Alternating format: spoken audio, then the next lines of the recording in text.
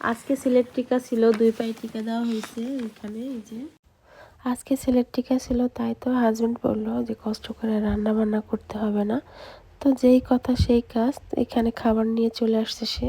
দুপুর আজকে রান্না করতে পারিনি, তাই তো এই যে হাজবেন্ড রাতের জন্য খাবার নিয়ে আসছে।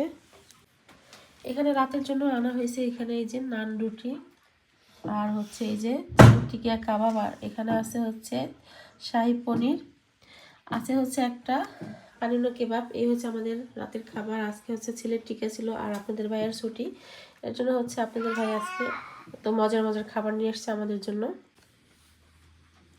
তো মজার মজার খাবার এখন রাতে খেয়ে নিচ্ছি, আর হাজব্যান্ডকে অনেক অনেক ধন্যবাদ জানাচ্ছি।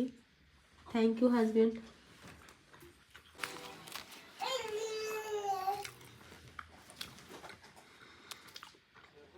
পনিরটা অনেক অনেক মজা।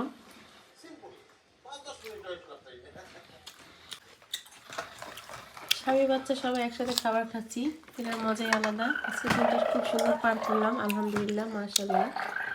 সবাই ভালো থাকবেন, সুস্থ থাকবেন। আল্লাহ হাফেজ, আসসালামু আলাইকুম।